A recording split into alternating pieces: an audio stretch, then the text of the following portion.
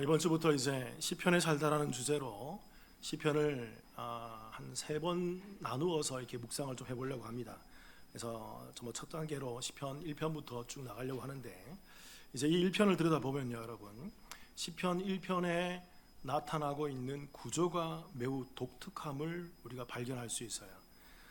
시편 1편은 히브리어 그 첫 글자인, 히브리어 알파벳의 첫 글자인 알레프라는 단어가 있습니다. 이게 히브리어 알파벳의 첫 글자인데, 이 알레프라는 단어를 이용해서 시편 첫 단어가 시작되고 있습니다. 그리고 시편 이 6절의 마지막 단어 또한 어떤 식으로 되어 있냐면, 히브리어 알파벳의 마지막 단어인 타우라는 단어를 통해서 맞춰지고 있는 것을 볼 수 있어요. 그래서 이러한 시편의 구조를 살펴본 한 신학자가 이렇게 평가를 했습니다. 시편 1편은 시작과 끝을 기록한 말씀이다라는 거예요. 그러니까 시편은 그 구조상 첫 단어로 시작하고 마지막 단어로 끝을 맺으면서 시작과 끝을 보여주고 있는 말씀이라고 평가를 한다는 것입니다. 이러한 관점에서 시편을 들여다보면 이 안에서 매우 극명한 대조를 우리가 발견할 수 있어요. 이 땅에 있는 모든 시작과 끝이 있는데, 이 시작과 끝에서 우리가 발견하게 되는 매우 극명한 구조가 뭐냐면 바로 의인과 악인이 대조를 이루고 있다는 거예요. 그러니까 이 시작과 끝 가운데에서 이 땅에 사는 모든 삶 가운데는 의인이 있고 악인이 있는데, 시편 1편의 이 의인과 악인이 매우 극명하게 대조를 이루고 있다는 것입니다. 그리고 또 하나 우리가 살펴보겠지만, 이 시냇가에 심은 나무와 또 바람에 나는 겨가 함께 대조를 이루고 있음을 보여주고 있다는 것입니다. 그러니까 시작과 끝이 있는데 이 속에는 의인과 생명이 있고, 그리고 시냇가에 심은 나무가 있고 바람에 나는 겨와 같은 인생이 있음을 우리 가운데 보여주고 있다는 거예요. 이것은 생명과 죽음에 대한 대조를 보여주고 있다는 것입니다. 생명과 죽음, 생명과 심판에 대한 대조라는 거예요. 그래서 좀 이따 살펴보겠지만, 시냇가에 심은 나무는 생명을 의미하고, 그리고 바람에 나는 겨와 같은 것은 죽음과 심판을 의미하는 것이다 라고 그렇게 평가를 할 수 있다는 것입니다. 그래서 이 시편의 1편에 있는 이 모든 말씀, 1편 1절부터 6절에 나오는 모든 말씀은 참 생명이 무엇이고 참 죽음이 무엇인지를 우리 가운데 명확하게 알려주는 말씀이라는 거예요. 좀 어렵지만 그냥 이해하시면 됩니다. 그래서 여러분, 오늘 시편 1편에서 이 첫 단어가 히브리어 알파벳의 첫 글자인 알레프로 시작한다고 했잖아요. 그래서 알레프를 이용해서 첫 단어가 뭐냐면, 이게 바로 우리가 몇 번 들었던 아슈레라는 단어입니다. 아슈레, 히브리어로 행복, 축복인데, 이 단어는 감탄사로 기록되어 있어요. 그러니까 왜 감탄사일까요, 여러분? 우리말로는 성경에 보면 복 있는 사람은 이라고 번역을 해놨지만, 이 원어적인 감탄사의 의미를 살려서 제대로 번역하면 이렇게 되는 것입니다. 복되지 않은가? 행복하지 않니? 참 좋지 않니? 얼마나 좋아? 이런 식의 감탄의 의미가 시편 1편의 제일 첫 구절에 딱 등장하고 있다. 제일 시작이 감탄으로 시작한다는 것입니다. 질문 드려볼게요, 여러분. 왜 시편 1편부터 150편까지 진행되는 이 긴 말씀 속에서 그 첫 단어, 시편 1편 1절의 첫 단어를 감탄사로 시작하고 있을까요? 자, 앞에 구조를 설명해서 말씀드렸습니다. 왜 그럴까요? 시편이 여기서 생명을 말하고 있기 때문에 그래요. 참 생명이 무엇인지, 이 땅에서 우리가 죄로 인해서 당연히 죽어야 될 존재들이, 이 땅에서 그 죄로 말미암아 아담의 후손 가운데에서 나를 왜 죽이십니까? 나를 왜 살리십니까? 이런 항변조차 다를 수 없는 당연히 죽어야 될 이 존재들이 하나님의 은혜로 말미암아 생명을 얻고 의인이라는 신분으로 살아가게 되기 때문에 시편은 그 서두에서 이렇게 얘기하는 거예요. 참 좋지 않니? 참 복되지 않니? 참 행복하지 않니? 그 감탄사로 시작하고 있다는 것입니다. 그리고 처음에 설명했지만 시편 1편 6절의 마지막 끝나는 단어가 히브리어 알파벳의 타우, 알파벳의 맨 끝자인 타우라는 이 단어로 시작됩니다. 이 단어로 토베드라는 단어가 기록되어 있어요.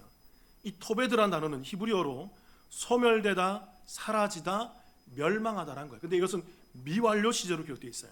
또 질문 드려볼게요, 여러분. 왜 미완료 시제일까요?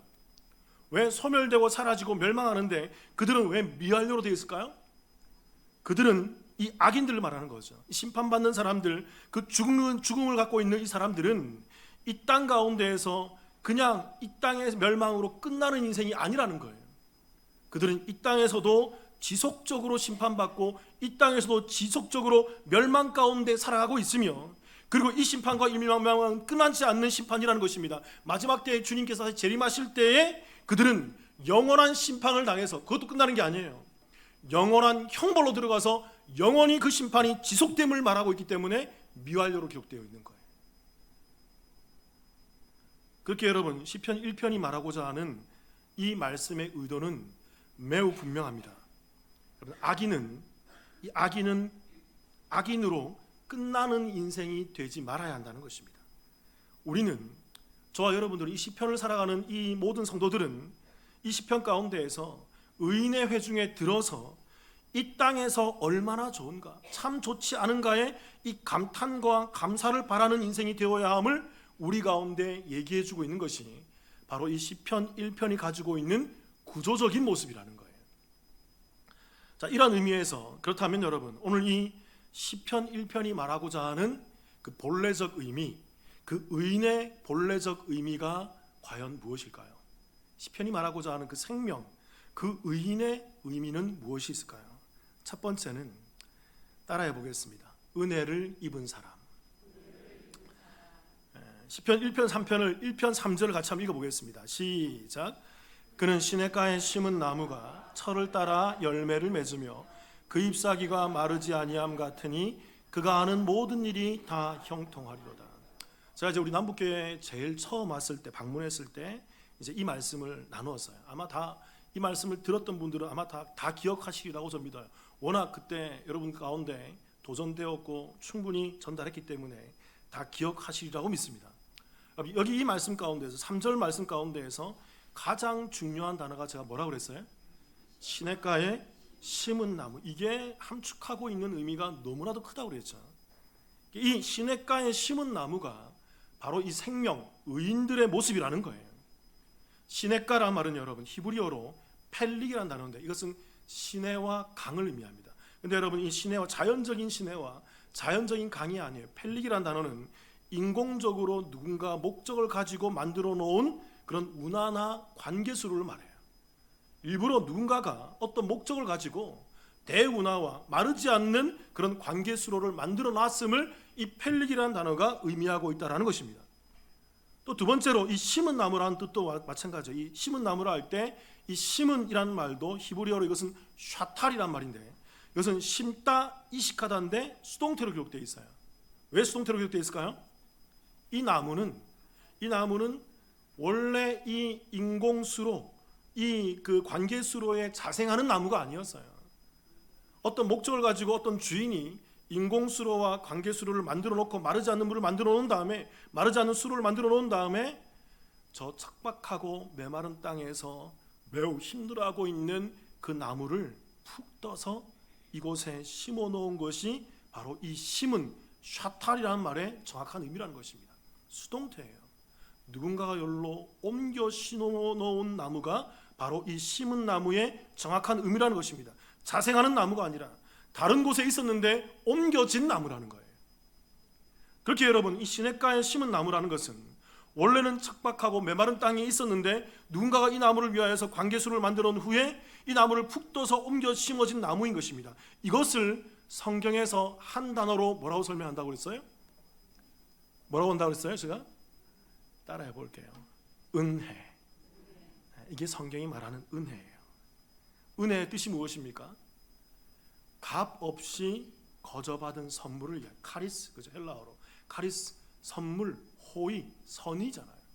어떤 대가나 내가 무언가를 했기 때문에 그런 대가나 어떤 수고비로 받게 되는 것이 아니라, 나는 아무것도 하지 않았는데, 아무것도 잘한 것이 없는데, 아니 아무것도 한 것이 없는데 그냥 내게 주어지는 선물, 그냥 내게 주어지는 호의, 이게 바로 은혜, 카리스라는 것입니다. 바로 이 시냇가에 심은 나무가 정확히 이 은혜를 보여주는 그 의미를 담고 있다는 것입니다. 여러분 또 기억하십니까? 자, 이런 얘기를 했잖아요. 성경에서 어떤 단어를 알고자 할 때 성경에서 제일 처음 이 단어가 어떻게 사용되고 있는가를 보면 그 단어가 의미하는 바가 잘 드러날 때가 많다고 얘기했잖아요. 그래서 이 은혜라는 단어도 마찬가지입니다. 질문 드려볼게요. 은혜라는 단어가 성경 어디에 제일 등장할까요? 우리 한번 보겠습니다. 창세기 6장 9절입니다. 같이 한번 읽어볼까요? 창세기 6장 9절을 먼저 한번 읽어보겠습니다. 시작. 이것이 노아의 족보니라. 노아는 의인이요 당대 완전한 자라. 그는 하나님과 동행하였으며. 우리가 잘 알듯이 노아는 의인이고 당대의 어떤 자다? 완전한 자라고 얘기하는 것입니다. 이 완전하다는 말이 잘 알고 있는 단어예요. 여러분과 함께 이게 탐임이라는 단어예요. 이게 흠없는 온전한 순결한이라는 단어죠. 자, 이런 설명 들었잖아요.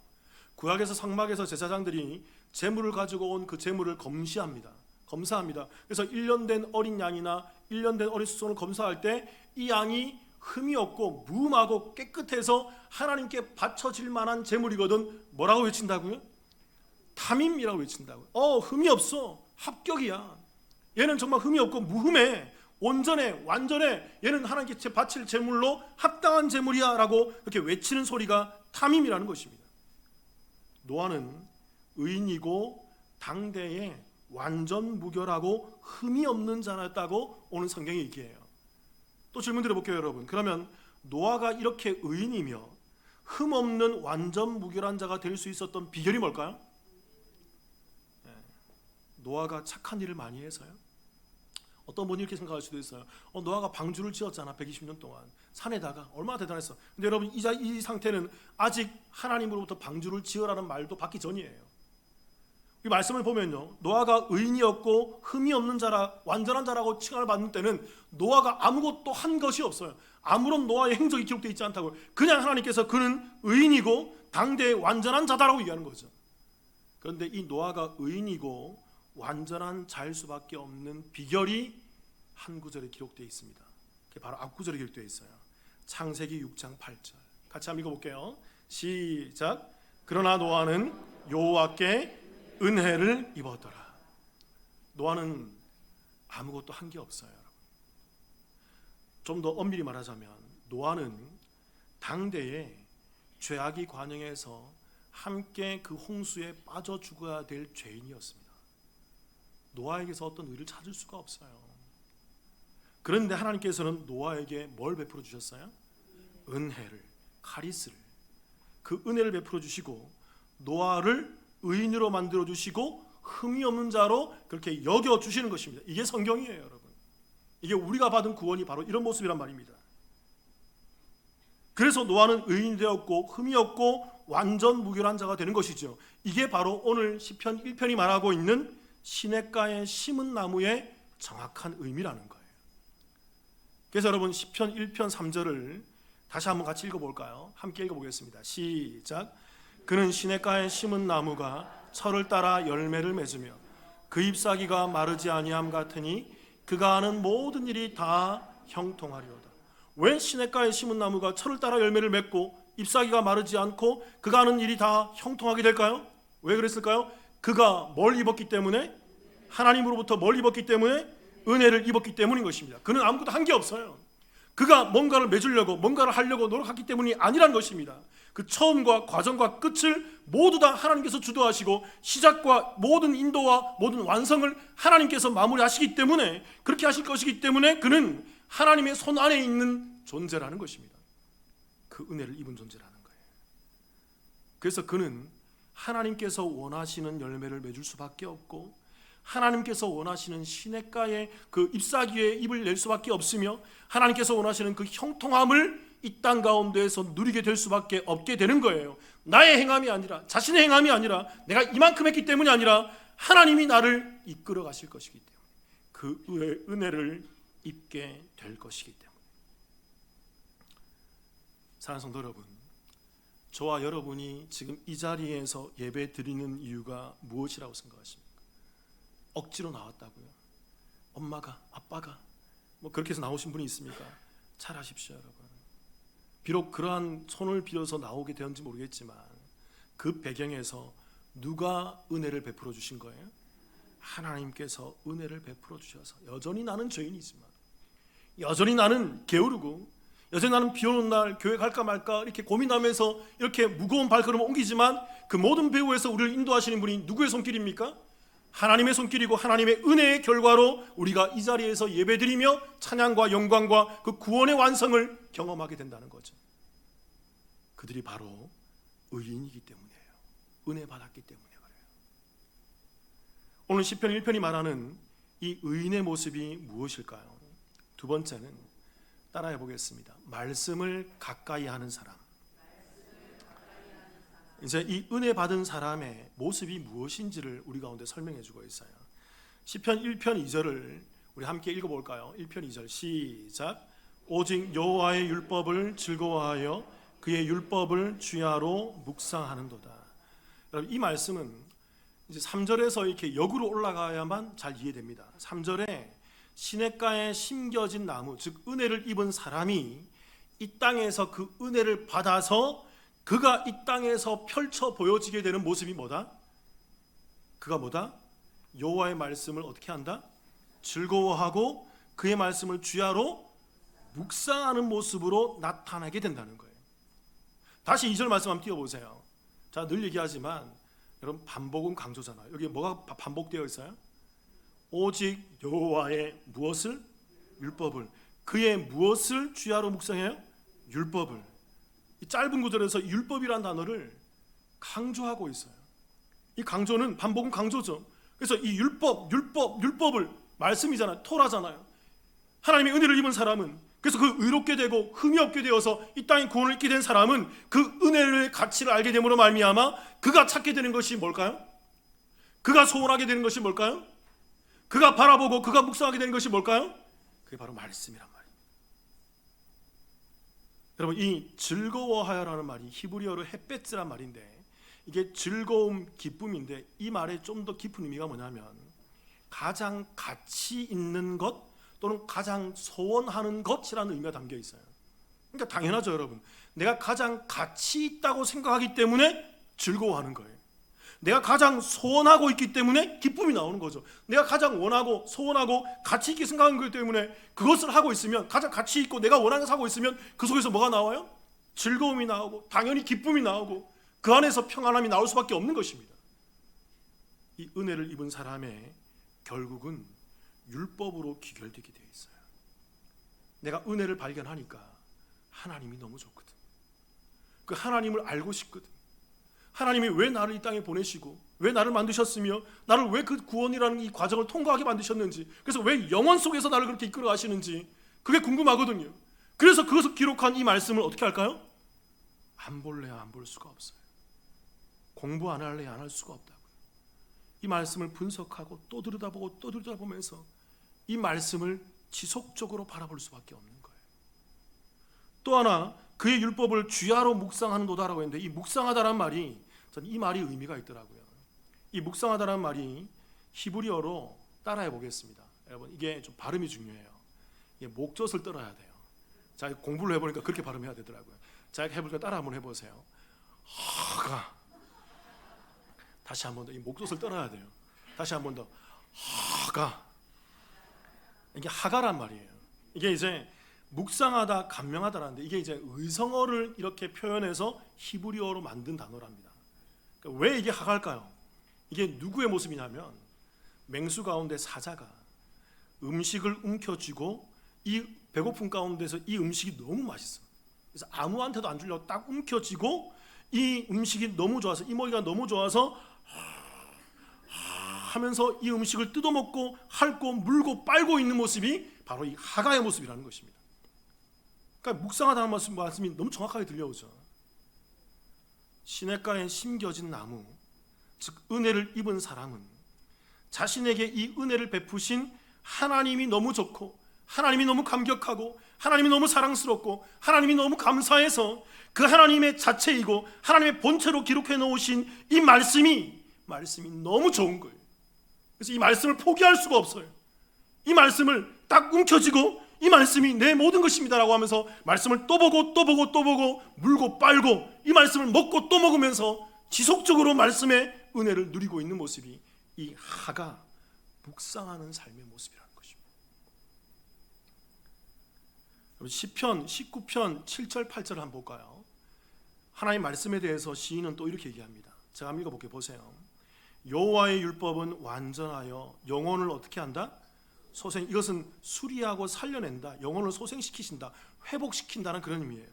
그래서 여호와의 증거는 확실하며 어떤 자를 지혜롭게 하며 우둔한 자를 지혜롭게 하며 여호와의 교훈은 정직하여 마음을 기쁘게 하고 여호와의 계명은 순결하여 눈을 뭐하게 하신다? 밝게 하신다. 여러분 앞에 7절의 하반절에 보니까 우둔한 자, 이 우둔하다라는 말이 히브리어로 페티란 말인데 이게 단순함, 미련함, 어리석음이에요. 근데 왜 단순하고 왜 미련하고 왜 어리석을까요? 써놨죠 여러분. 뭐 때문에 어리석어요? 모르기 때문에. 신앙생활 할 때 보면 여러분 단순한 사람이 있습니다. 하나님 믿는다 그러는데 미련하고 어리석은 사람이 있어요. 자기의 생각과 자기의 이성과 자기의 가냘픈 감정과 마음으로 하나님을 평가하고 판단하며 하나님은 이래야죠. 하나님은 이거잖아요. 교회는 이거잖아요. 우리 신앙은 이런 거잖아요. 말씀에 근거함 없이 함부로 잣대를 대는 사람, 이들이 뭘까요? 우둔한 자예요. 왜요? 왜 그럴까요? 뭘 몰라서? 말씀을 모르기 때문에. 그래서 여호와의 말씀은 우둔한 자를 뭐하게 한다? 지혜롭게 하는 것입니다. 우리가 하나님을 알고 신앙생활을 알고 예수가 누군 줄 알고 우리의 믿음이 무엇인 줄 알며 내가 왜 이 땅에서 구원받아서 영원한 천국으로 인도되는가를 알기 위해서는 우린 지속적으로 뭘 알아야 될까요? 이 말씀을 알고 하나님이 말씀하신 지혜, 로또 번호나 주식 그런 지혜가 아니라 세상적인 어떤 방법적인 지혜가 아니라 하나님의 구원이 무엇인지를 아는 지혜, 여호와가 어떤 분인지를 아는 지혜, 창조주 하나님이 어떤 분인지를 아는 지혜, 그 살아계시고 영존하신 하나님이 어떤 분인지를 아는 그 지혜를 이 말씀을 통해서 우리가 배우고 또 배우고 또 배워야 한다는 것입니다. 다시 띄워보세요. 19장 7절 8절 8절에 보면 맨 마지막에 이 말씀, 그 계명은 여호와의 계명은 순결하여 눈을 뭐하게 한다? 밝힌. 자주 얘기하잖아요. 우리의 눈이 어두워져 있다고요. 우리의 눈이 제대로 보지 못한다고요. 교회 나온다고 하지만 말씀을 묵상하지 않고 말씀을 하가하지 않고 말씀에 대해서 우리가 깨어있지 않으면 여러분 우린 교회 나오지만 여전히 무지한 자로, 교회 나오지만 여전히 우리는 눈이 어두운 자로 존재할 수밖에 없습니다. 그러니까 우리의 눈을 밝히고 우리가 지혜로운 자가 되기 위해서는 교회 나와서 지속적으로 우리가 말씀을 어떻게 해야 돼요? 말씀을 묵상하고 말씀을 배우고 말씀을 알아가는 그런 시간들을 지속적으로 가져가야 돼요. 지속적으로. 그래서 여러분 목회자가 이 교회에 있는 이유가 그것 때문에 있어요. 목회자는 여러분 교육자입니다. 가르치는 자예요. 제가 어떤 능력 행하고 제가 여러분들에게 뭔가를 하고 상담하고 그렇게 물론 그것도 하나의 역할일 수 있지만 그 목회자의 본질적인 사역은 뭘까요? 말씀을 공부하고 알아서 깨우쳐서 여러분께 전달해 주는 게 저의 사역이에요. 이걸 그치라 그러면 저는 이 교회에 있을 필요가 없어요. 여러분 시편 19편 10절을 한번 읽어볼까요?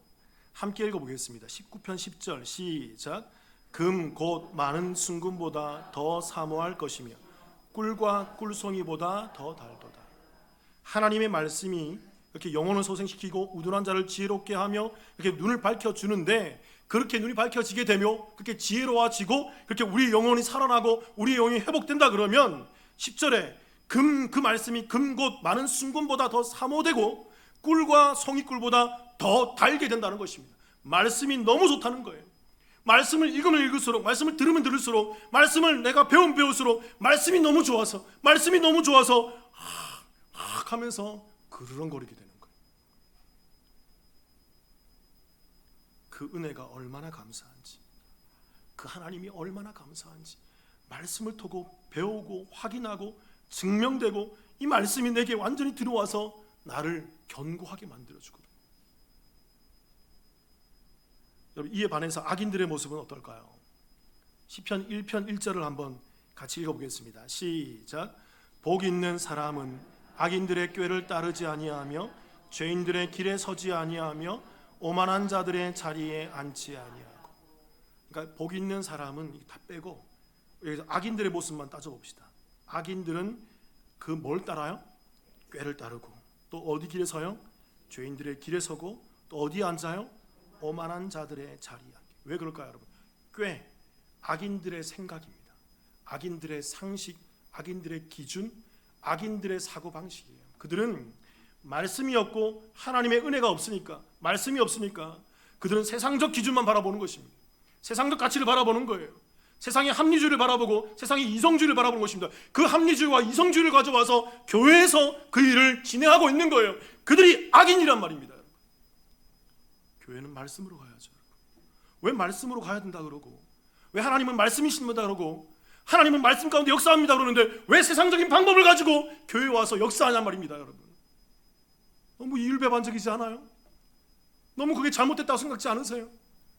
교회에 있는 악인들일까요? 그들이?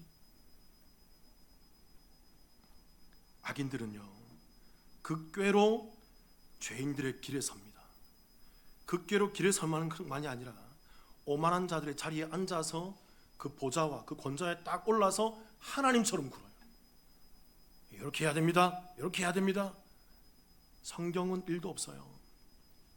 자기의 알량한 그 가냘픈 생각과 세상적 이치와 합리주의와 이성주의로 교회를 좌지우지하려는 거죠. 그들이 악인입니다. 그래서 이들은 말씀을 가치 없는 것으로 여겨요. 그래서 말씀이 즐겁지가 않아요. 말씀을 들을 때마다 말씀이 아파요. 근데 여러분, 아픈데 긍정적인 아픔이 있고 부정적인 아픔이 있단 말입니다. 우리 사도행전을 보면 하나님의 말씀이 선포되었을 때, 하나님의 말씀이 선포될 때 그들이 찔려라는 반응이 두 군데가 있어요. 그 찔렸을 때 그 긍정적인 반응으로 나왔던 사람이 3,000명이 회개했어요. 근데 찔렸을 때 부정적으로 나왔던 사람이 스데반을 돌로 때려 죽였어요. 여러분, 똑같은 찔림이란 단어라고요. 똑같은 말씀을 받았다고요. 근데 결과가 달라지는 것입니다. 이들의 결국이 어떤 모습으로 보여지게 될까요? 시편 1편 4절 5절입니다. 제가 읽어볼게요. 악인들은 그렇지 아니함이요 오직 바람에 나는 겨와 같도다. 그러므로 악인들은 심판을 견디지 못하며 죄인들이 의인들의 모임에 들지 못하리로다. 악인들은 그렇지만 않다는 것입니다. 악인들은 은혜를 받지 못했고, 그 은혜가 없으니까 말씀이 즐겁지 않고 말씀이 묵상되지 않으며 말씀 가운데 기준을 가지고 살아가지 못한다는 거예요. 그래서 자기 꾀로, 자기 알량한 기회로, 그래서 오만한 자리에 앉고 죄인들의 길에 서고 오만한 자리에 앉게 되는 것입니다. 그래서 그들의 결국은 무엇입니까? 오직 바람에 나는 뭐와 같도다? 후 불면 날아가요. 조금만 시험이 들어오고, 조금만 문제가 들어오고, 조금만 어려움이 들어오면 그냥 퍽 하고 쓰러집니다. 여러분, 이런 오해는 하지 마세요. 우리가 시험을 받으면 누구나 다 쓰러질 수 있어요. 누구나 다 넘어질 수, 앞에 있는 목사도 넘어질 수 있어요. 그런데 여러분, 의인은 그 시험 가운데 넘어지더라도 다시 일어나요. 무엇 때문에? 그들이 가지고 있는 말씀을 확인해서, 아 그래, 내가 이 모양이지, 그래 내가 죄인이지, 그래 나는 그렇지, 하나님을 부여잡고 나아가야지.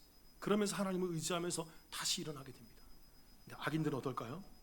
바람에 나는 겨와 같이 후 불면 날아가서 어디 있는지 몰라요.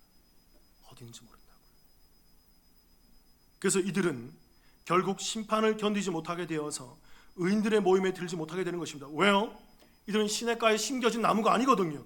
그 은혜를 받은 사람이 아니기 때문에 그렇습니다. 그래서 이들은 하나님의 말씀이 즐겁지 않기 때문이고 그 말씀을 묵상하지 못하기 때문인 것입니다. 그렇기 때문에 이들은 말씀에 대한 뿌리가 없고 말씀으로 말미암아 단련되지 못했기 때문에 그래요. 알량한 자신들의 깨와 그 생각과 그 오만한 자리에서 휩쓸려서 마지막 때에 주의 재림이 마시게 될 때 그 주의 재림이 이들에게는 구원의 날이 되지 못하고 심판의 날이 되는 것입니다. 똑같은 재림인데 어떤 사람에게는 구원의 영광의 날이 되고 어떤 사람에게는 심판의 멸망의 날로 임하게 된다는 거예요. 말씀 한 절 더 볼까요, 여러분? 시편 1편 6절을 한번 같이 한번 읽어보겠습니다. 시작. 무릇 의인들의 길은 여호와께서 인정하시나 악인들의 길은 망하리로다. 여기 말씀 보시면 의인들의 길은 여호와께서 뭐 하신다고요? 이 인정하시다라는 단어도 매우 깊은 의미가 있더라고요. 이 인정하다는 단어가 여러분들이 아는 분들이 있을 거예요. 이게 히브리어로 야다라는 단어입니다. 이게 알다, 이해하다인데 야다가 가지고 있는 독특한 하나의 의미가 있어요. 그게 뭐냐면 양방향이라는 거예요. 쌍방향이라는 거예요. 그러니까 무슨 말입니까? 하나님도 이 의인들을 알고 있지만 이 의인들도 하나님을 어떻게 해요? 알고 있어요. 뭘 통해서 알아요? 말씀을 통해서 안다. 이게 여호와께서 인정하는 의인들의 모습이라고. 은혜를 입어 하나님의 말씀이 너무나도 즐겁고 너무나도 감사하고 너무나도 좋기에 말씀을 알아가는 게 좋아요. 말씀에 있는 깊이 있는 진리가 분해되고 그 깊이 있는 진리가 드러나게 되는 것이 너무 좋단 말입니다. 그래서 이들은 하나님의 말씀을 더 들려주세요, 더 들려주세요, 또 들려주세요, 또 들려주세요. 송이 꿀보다 달고 꿀보다 더 단 그 말씀을 내게 주세요 하면서 말씀으로 채우고 또 채우고 또 채워가는 그 의인의 모습을 보인다는 것입니다. 그러나 여러분, 악인들은 어떻게 된다고요? 악인들은 1장 6절 다시 띄워보세요. 무릇 의인들의 길은 여호와께서 인정하시나, 쌍방향이죠. 그러나 악인들의 길은 뭐 한다고요? 왜 망할까요? 두 가지입니다. 오늘 말씀의 결론이에요. 이들은 하나님이 이들을 모르기 때문에 망해요. 그렇죠 여러분? 또 반대로 이들도 누구를 몰라요? 하나님을 모르기 때문에 망해요. 그래서 자기의 알량한 생각과 감정과 이성으로 하나님을 안다라고 착각하는 거예요. 여러분, 예레미야서 17장 7절 8절을 한번 보시면요, 여기에 시편 1편의 말씀이 그대로 녹아져 있어요. 제가 읽어볼게요. 7절 8절. 그러나 무릇 여호와를 의지하며 여호와를 의뢰하는 그 사람은 복을 받을 것이라. 왜요? 8절에 그는 물가에 어떤 나무? 심어진, 정확히 표현되어 있죠. 심어진 나무가 되어서 그 뿌리를 강변에 뻗치고 더위가 올지라도 두려워하지 아니하며 그 잎이 청청하며 가무는 해에도 걱정이 없고 결실이 그치지 아니할 것입니다.